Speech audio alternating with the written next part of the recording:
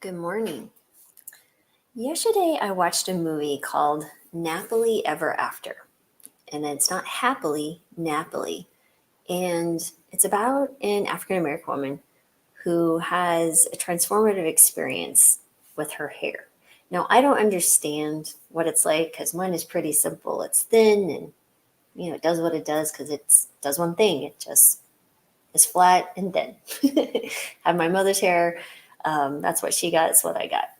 I have a little understanding of what that's like with my daughter's hair because my husband's Filipino. She has this beautiful, voluminous, wavy hair that was a mess to deal with when she was little.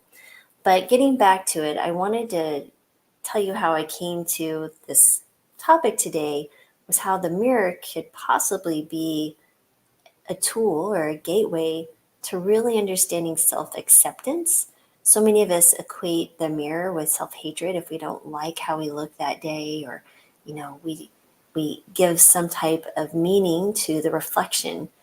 But I wanted to just really think about how we could use that tool that we use, most of us use daily, to get ready to go out into the world and try to be acceptable in our appearance. But instead of looking at it as an object for reflection of judgment, maybe there's something else we could do. But one thing that really caught me with this story, and if you haven't watched it, it's on Netflix, I would highly recommend it. If you're struggling with the concept that I'm going to try to intelligently explain today, that came to me on my morning walk, was how she was groomed since childhood with stories and a self-identity and told this is your program that you have to always look perfect, you have to act perfect, you have to have the right saying. Her hair became a symbol, and when people would look at her gazingly and with approval, and I think that fed this ego that she had manifested and buried her true self below all of that. She felt worth by the praise that others gave her regarding her appearance and this beautiful hair that she had. Well, there was a series of events that occurred that the man that she'd been seeing and living with for 2 years didn't propose to her on her birthday, and she had high expectations of that, and they ended up breaking up. And she goes through this personal transformation, and part of that was getting lost with alcohol and shaving her hair and awakening the next day to seeing herself bald in the mirror. And, the alcohol had allowed her to have the freedom to do what she probably, her deep inner self, was wanting to do, was to get rid of this burden that was really suffocating her true self. And I'm not saying you need to go shave your hair or do anything drastic, but it's just an analogy to help you understand what I'm hoping to convey today. And anyway, she goes on to grow and learn some very valuable lessons. And it maybe that planted the seed why I was so strongly urged to share this message today. But, so many of us have heard these, people say, oh, you have to love yourself. Oh, tell yourself you love yourself every day. This is how you're going to transform. And I think it's more than that, right? I think when you're forcing yourself to say, I love you to, let's say, someone in the mirror, right? That reflection is coming back. If you're not connecting to your true, deeper, magnificent being, what you're saying is you're trying to convince yourself to love what you are seeing as a form, as this body that's changing every day. And that's really hard to do, right? Especially when in our heads, our minds are comparing ourselves like, oh, you may verbally say it, but do you really believe it? Do you truly feel it? Especially as we get older and wrinkles and things happen, the body changes. I certainly have seen these things happen, and I'm starting to get these little cherry hemangiomas that my grandmother had, my mother had. I was like, oh, there you go. And, some wrinkles and age spots and all those things to embrace as our body goes through its transformation with the years that go by. But there's something ageless and something magnificent within each of us. And how can we access that? How do we know when we find that peace And it's not a narcissistic thing. It's not an ego driven thing. It's just understanding that each human is a magnificent being. And, I'm find myself just so enthralled with understanding when I look at someone or speak to someone, I want to see who they are beyond the form. I don't care about the body. I want the body to be healthy. Don't get me wrong. I want the quality of your life so the being can maneuver and do its purpose. But that's different. What I'm talking about is your soul, your spirit, but your being inside. What is that energy inside? What is that gives your form its ability to do? What is that energy, whatever you want to call it? How do we connect to that? And that is what we want to be seeing, how we truly love. And so here is an exercise. I hope you'll find it helpful. Let me pull it up here. So basically, that's why I called reflect and reveal. And it's really an awakening to yourself, your true self, that magnificent being that's within you. And these are just some steps that I think might be helpful. Maybe you need to do it a different way. I just found I did practice this myself today. And I think it might be super helpful for you. Again, adjust to whatever works for you in your place of readiness to be present with yourself and non-judgment. It's a mindfulness exercise. So basically, you really just kind of prepare with a quiet space in a mirror. Mirror is what's needed here. You could be sitting down, you could be standing, whatever's comfortable for you, but just need to be peaceful where you won't be interrupted.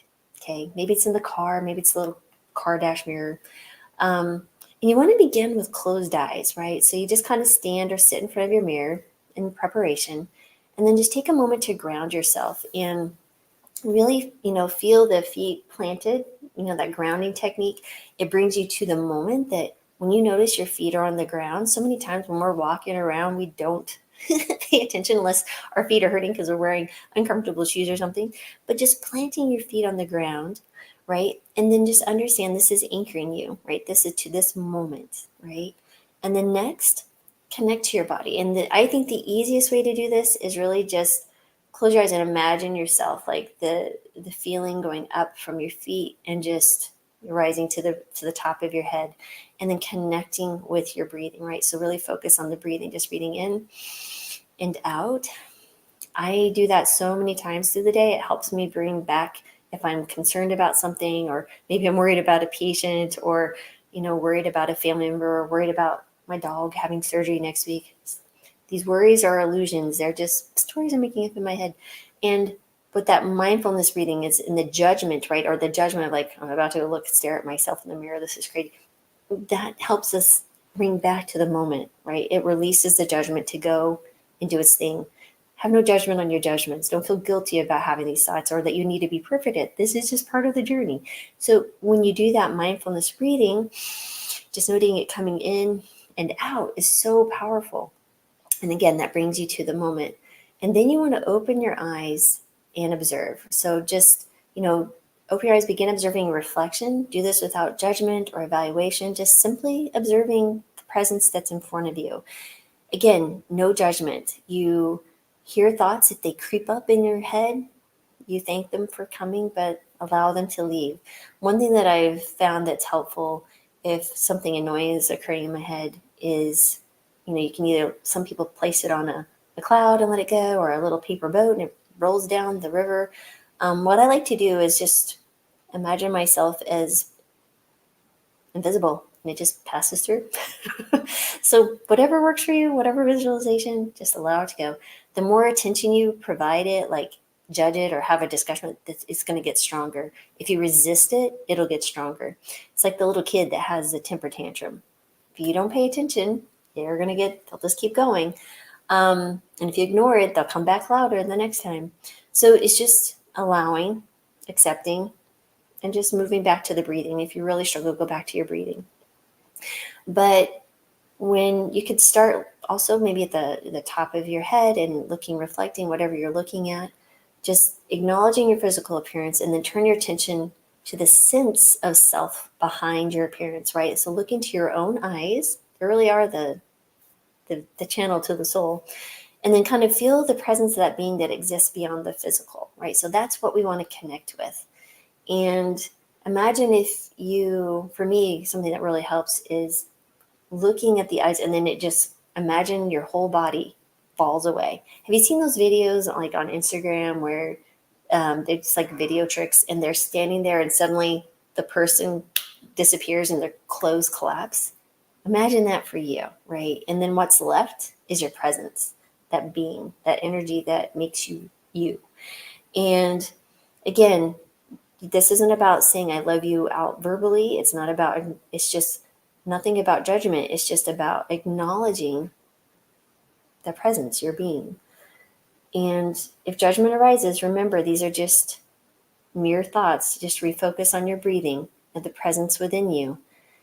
And then what happens is you do find a sense of peace and enjoyment. There is a sense of love, but it's a different love versus that forced love, like, I love you. Like putting up cards, remind yourself that you love you. I feel like that is, that fake it till you make it. I don't think that works here. But if you can connect to that person, the being that is you, that magnificent being that's you, and find that and hold that as a sacred moment, guess what's going to happen? Because if you can acknowledge that in yourself, that's going to allow you to acknowledge it in others.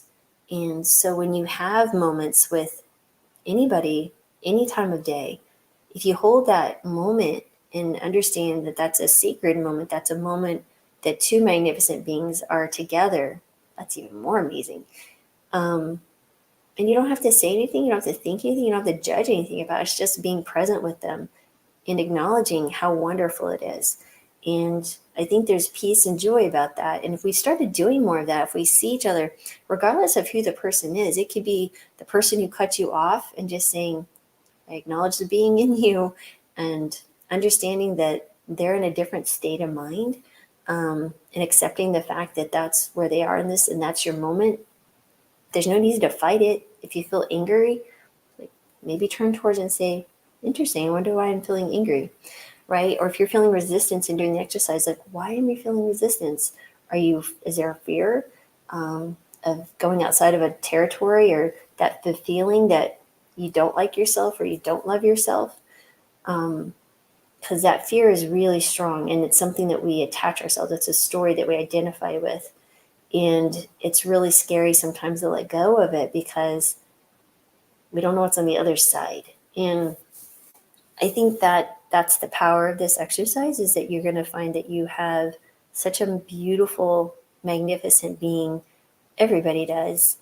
And there's no one better or worse. There shouldn't be any judgment on anyone. We're scrolling through Instagram, we compare ourselves to people's happy, beautiful moments, and that just creates more stress and resistance and feeding this, either guilt or jealousy or unhappiness.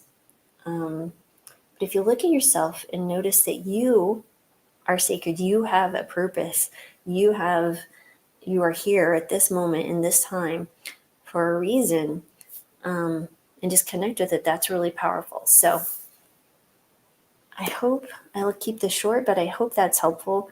I wanted to start ending, I think I've said this in the last few, but ending with giving you something, and because you spent time with me, and that's, again, the most precious thing you can give me is your time and listening. So I appreciate that so much. So I am sending you love, joy, and peace wherever you are in the world and whatever time you're watching this, be it currently live or later, and know that you are a sacred being and loved. So hope that's helpful. I know it's a little different than learning about diabetes and insulin resistance, but I felt really compelled and strongly about it today. So I let it go. I'm putting it out there. So you guys have a wonderful rest of your day, wonderful rest of your week, and I'll see you next time.